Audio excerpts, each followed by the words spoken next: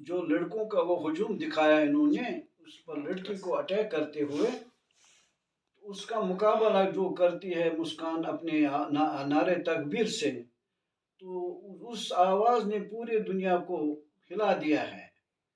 और उसने नारे तकबीर दे देकर तमाम दुनिया के लोगों को हक की आवाज़ बुलंद करने का हौसला दिया है।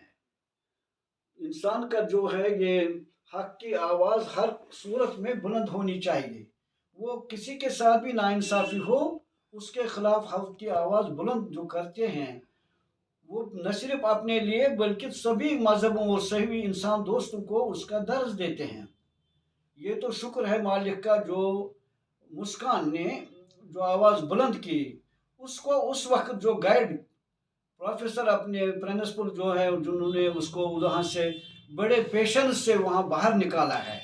अगर ये न होता, अगर बाई चांस उन लड़कों ने उस पर अटैक किया होता, तो आज हिंदुस्तान का सर हर बाज़मीर का शर्म से झुक जाता। लेकिन शुक्र है मालिक का, वो वहीं तक रह गया, तो उस पर वो उस अटैक का नौबत नहीं आई। इसके लिए आज पूरी दुनिया मुस्कान को मुबारकबाद देती है। मगर बदकिस्मती है जो आज के हमारे सियासतदान हैं, जो अपनी मफादों के लिए नफरत का सियासत फैला रहे मुल्क को। ये 150 करोड़ लोगों का मुल्क है, इसको आगे ले जाना, इसका मुस्तकबिल बेहतर कैसे हो, उस पर बात न करके नफरत फैला के इस मुल्क को तबाह करना, ये किसी भी सूरत में ठीक नहीं है। हमें ये ख्याल है कि सुप्रीम कोर्ट अदलिया जो है वो हक पर फैसला करती है, लेकिन ऐसे मामलों पर अदलिया को तुरंत कार्रवाई करना चाहिए, ताकि और लोग दूसरे मामलों में न आगे बढ़े, इस मुल्क की बका और इस मुल्क की भाईचारे और इंसानियत की आबियारी करे। उसी से ये मुल्क आगे बढ़ सकता है। हमने सुना है एक ज़माने में हम नौजवान थे, हमें शेर कश्मीर की आवाज़ में सुनने का मौका मिला। उसने कुरान का तर्जुमा बता के कहा कि एक दफ़ा पैगंबर साहब सल्लल्लाहु अलैहि वसल्लम जो है, उनके सामने यहूदी और मुसलमान का झगड़ा हुआ, और वो दोनों मिलकर गए पैगंबर साहब के पास।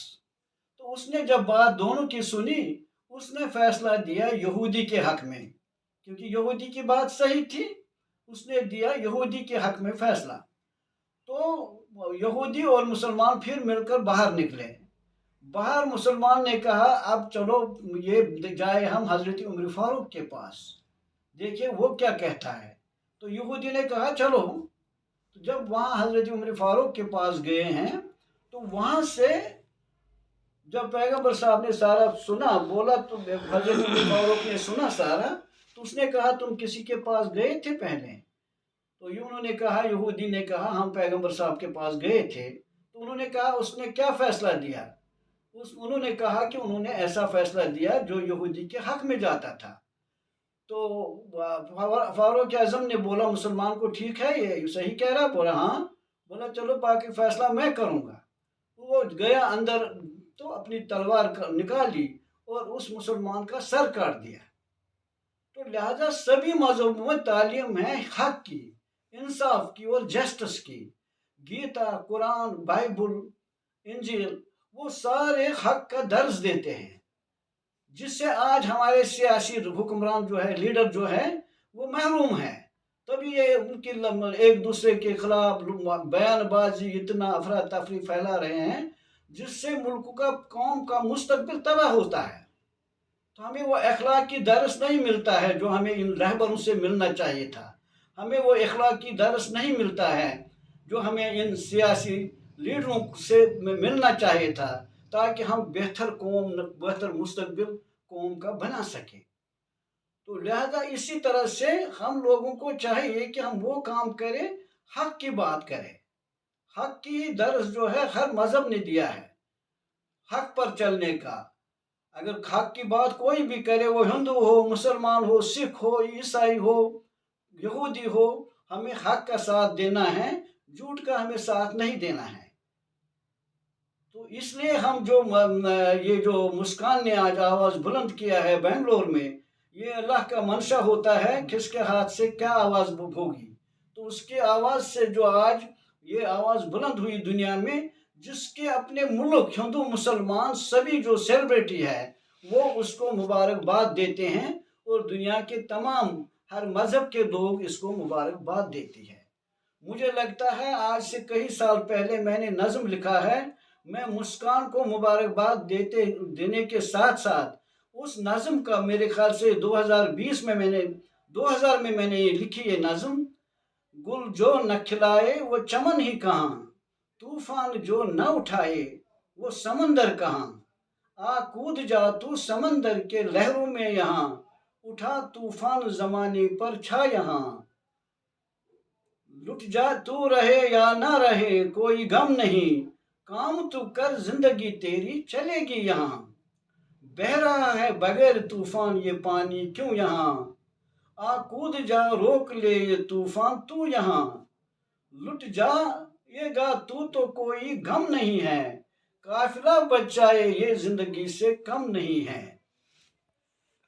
آ غازی اپنے قلم سے لکھ طوفان انقلاب تو یہاں، بندوق سے نہ تلوار سے اپنے پسینے سے لکھ تو یہاں. تیری آواز کی گونج سے ہل جائیں گے کوہ بیابان، گل جو نہ کھلائے وہ چمن ہی کہاں، طوفان جو نہ اٹھائے وہ سمندر کہاں. آج مسکان کی اس آواز نے پورے دنیا کے شہنشاہوں کو ہلا کے رکھ دیا ہے، اور ہر مذہب کے باضمیروں کو ہلا دیا ہے. اس لیے وہ باضمیر لوگ اس کو اپنے تحفے اپنے مبارکباد بھیج رہے ہیں.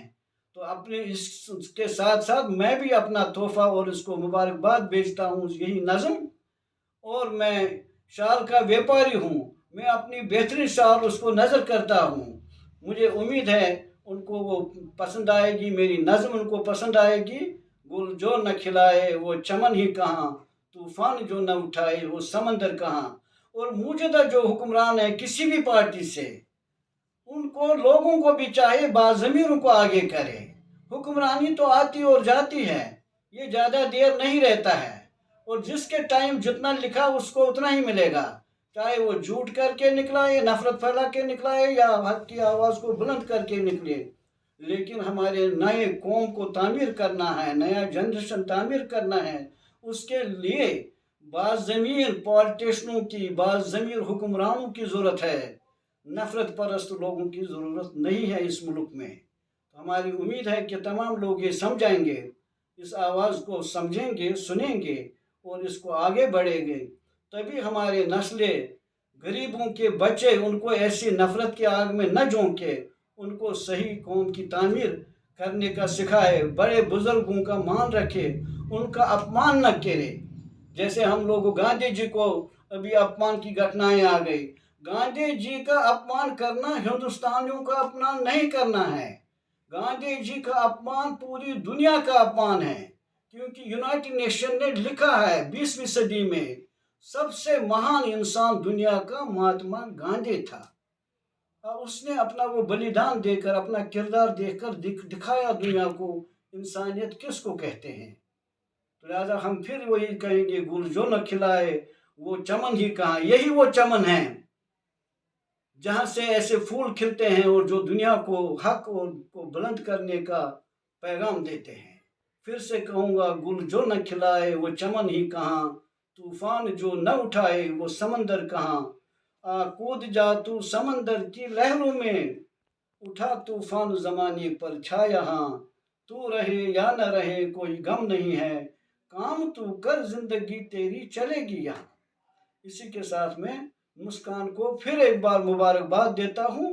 تمام جو حق پرست، جو اسٹوڈنٹ ہے، ہندو، مسلمان، سکھ، عیسائی، ان کو انصاف، جسٹس کے لیے آگے لڑنا ہوگا، اور جسٹس کا نوجوان آنے والے نسلوں کو سبق سکھانا ہوگا، اور ان کے لیے اچھی تعلیم رکھنی ہوگی. تبھی انسانیت کا فلسفہ دنیا میں آگے بڑھے گا.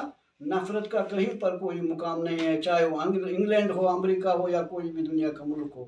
خاص کر ہمارا ملک جو 150 کروڑ آبادی ہے، جہاں غربت بہت ہے ابھی، جہاں حکمران ابھی کہتے ہیں ہم بجلی مفت دیں. ارے حکمران کو लाखों रुपया महीने का तनख्वाह मिल देता है ये कौम, यही गरीब से टैक्स लेके दूसरे चीज़ों से वो उसको वही फैसिलिटी देता है कि मैं आपको मुफ्त में चावल दे दूंगा। तो उसको अच्छी तालीम दे, अच्छा इंसाफ दे, अच्छा जस्टिस देने का काम करे, वही इस मुल्क का, जिससे इस मुल्क का मुस्तकबिल समझ जाएगा। तो इसी के साथ में उस मुस्कान को भी, उसकी जुरत को भी सलाम करता हूँ, और उस प्रिंसिपल को और उनके साथ जो दूसरा कुली था जिसने उस भीड़ भाड़ से उसको बचाया, उनको भी मुबारकबाद देता हूँ।